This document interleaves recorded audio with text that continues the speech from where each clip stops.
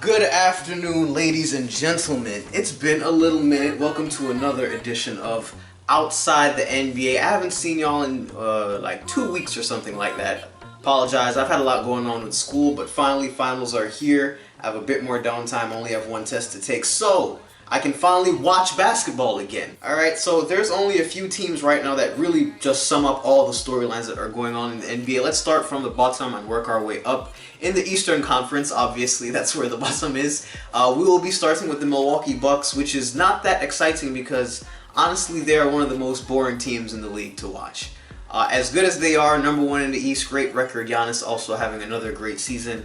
I cannot sit here and watch a Bucks game and just be sane. Like, I can't just watch the Bucks and just... I don't see the Bucks on national TV and be like, let's go! Like, I'm just like, they're just going to give it to Giannis and he's going to hop, step, dunk.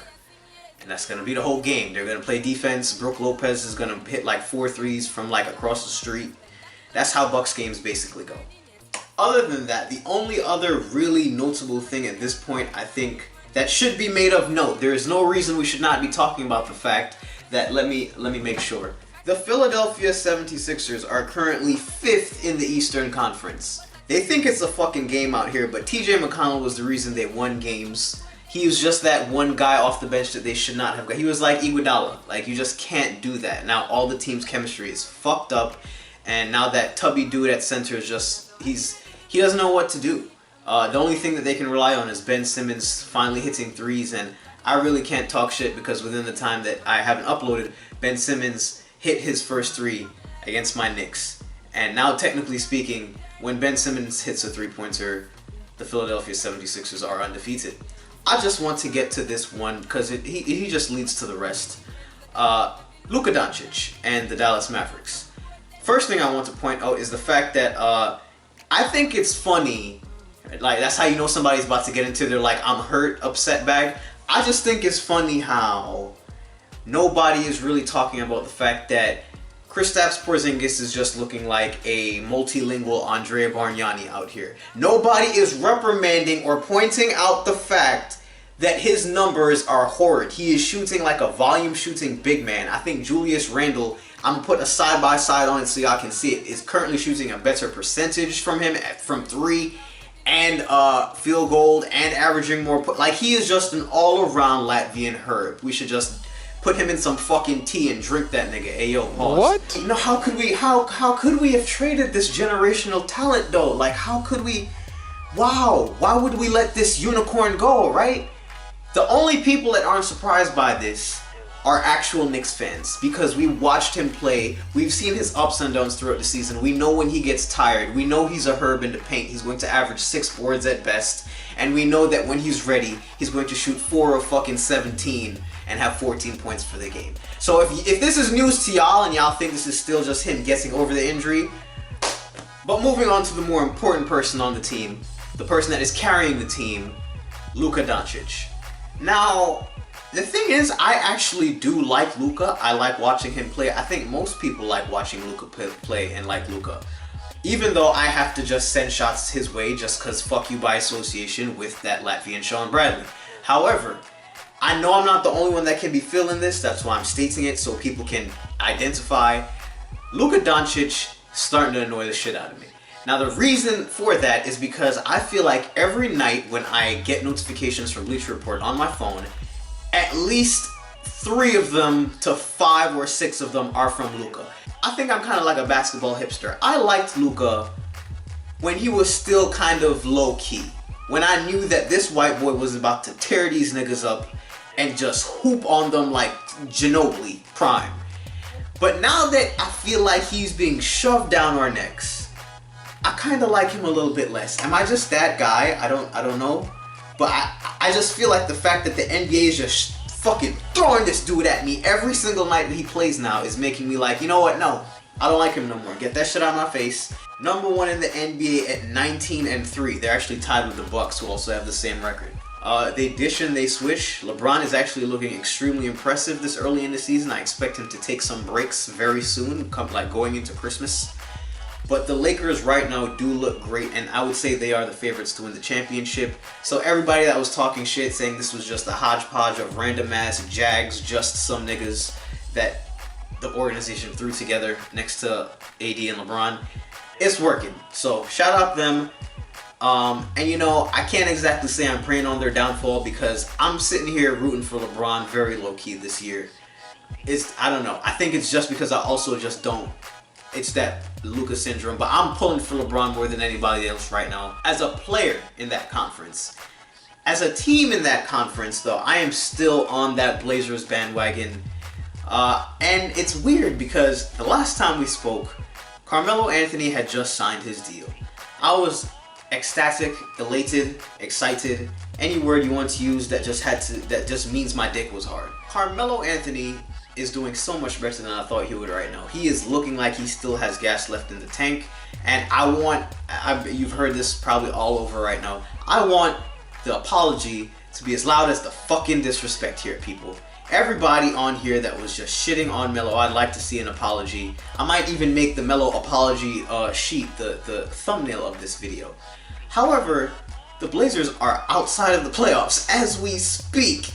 So that kind of sucks because all the Melo haters can say that's their rebuttal. And I hate the fact, I just want to point this out real quick. If you're one of those people on Twitter that have those AVIs, what the fuck you call them, profile pictures of just, you know, like a basketball player.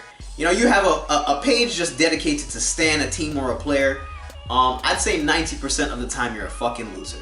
Dweeb, dork, nerd, loser, dickhead, just like whatever term you want to use to describe y'all. A good amount of y'all are this because y'all are the same people that just like immediately reply to like a Woj tweet or any tweet that has to do with Melo doing something good. And it's like, I bet I could play better defense. Did you see his defense though? Like, you have to look for something to just shit on him with. And it's so obnoxious. So I just want you to know that we all notice you. And we all think the same thing of you. You fucking dorks. And then there's that fucking team, the one that's in Texas. They wear red. The best player on their team, what's his name? Johnson? The nigga that just be stepping back, you just like, that annoying dude, the one that thinks real life is like 2K. And you know what? We're gonna address this, because we're already here and we talked about everything else already. James Harden. You know, it's fair to say that he is arguably the most hated player in the league right now next to LeBron James. For good reason. Nobody likes this nigga. This bitch ass nigga plays just super annoying. Somebody, like I said, just need to kick him in the shin one time so that he's just stepping back on that cute shit. And that clip that happened where he was playing in San Antonio and he yelled to the crowd, nobody likes seeing foul. He was like, whatever, y'all know I'm gonna play it if I find it. You know what I'm talking about. I'm sitting there like, he thinks this is 2K. Because he can do it in real life. He thinks that this is 2K. Let me elaborate.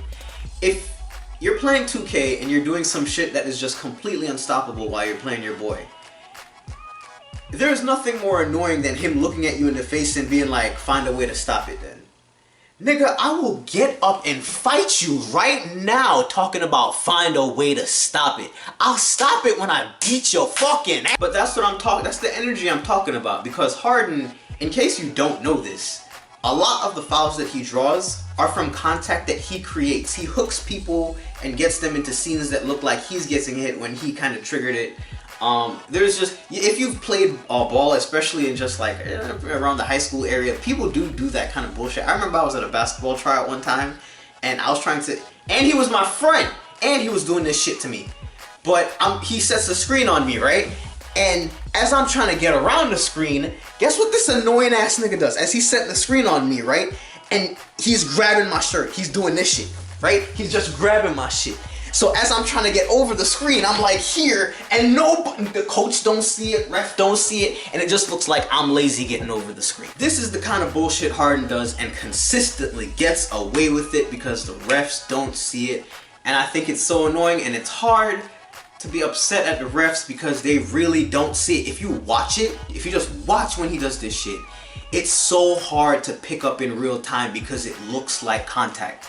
It for the human eye, I get it, but wow, he's a dickhead. I would like to just pose a question to end this topic. Harden stans, Houston Rockets fans, y'all are up there on the most hated list right now, so I'd like to know this. When you're talking about Harden and you're like saying that he's better than Kobe or better than Wade, do you really believe this shit? Like, for real. Are you doing, like, because we know, like, even Knicks fans, we hyped up Porzingis. Are you doing it because he's your guy and, you know, he's doing, like, numbers, but you know deep down that this is kind of bullshit? Or do you really believe this? Because if you do, he could score 82 and I'm going to just be sitting here.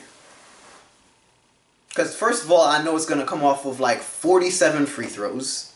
I'm not sure if it's even worth talking about.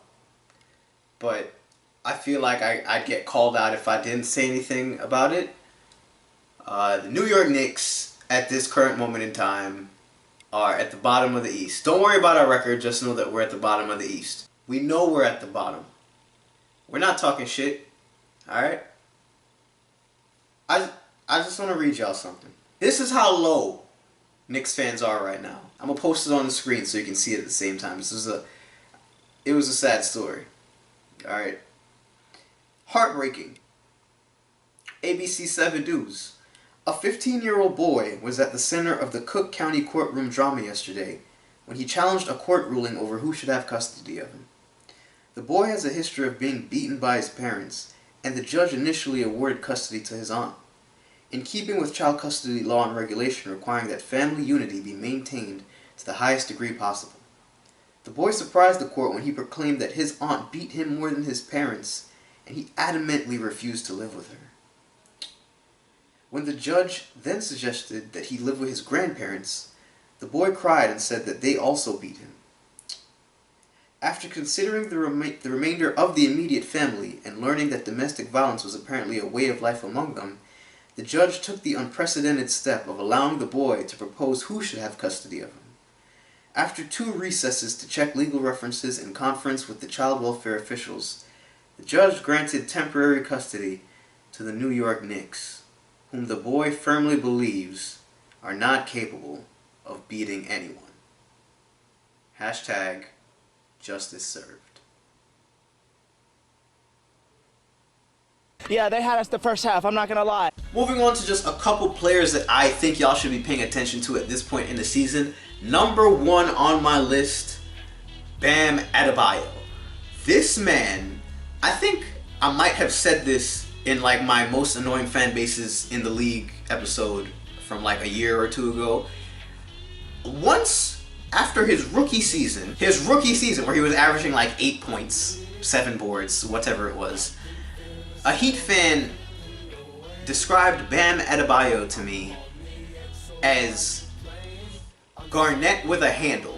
And when I thought of just that image, like just Kevin Garnett with 86 ball control, I laughed my fucking ass off. Because that just sounds like a demigod. That's hilarious that someone would even think that about this man that just got drafted. He is Garnett with a handle. I hope I can get the clip from Twitter to post it on here, but this boy is fast as fuck. I love I don't know how much of his highlights I'm going to put on here, but when you get done, if you just like watching highlights, just look up Bam Adebayo highlights. I fucking love watching the plays he makes, man.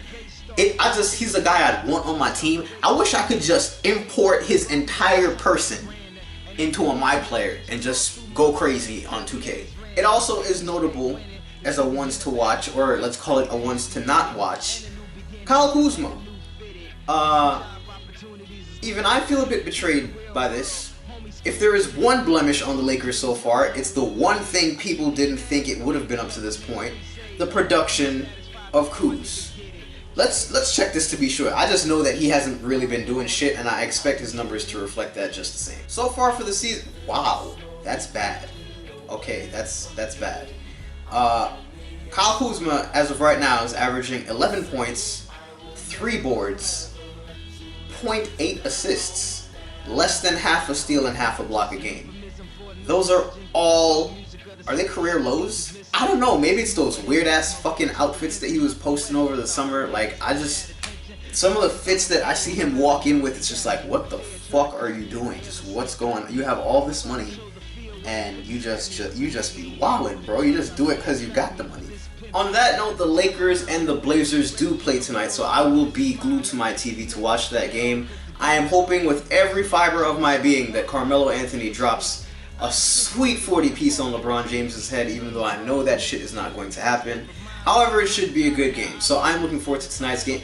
They didn't even have Thursday night inside games last night. Like I said, man, this week was dead as shit.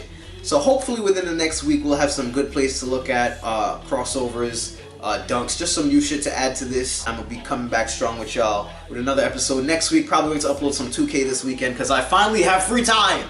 I can play video games. I only have one final to be ready for next week, so leave a thumbs up for me. I can finally try to get back to some consistent uploads starting next week. I'm excited to just be able to have time to do absolutely fucking nothing, man. I can't wait.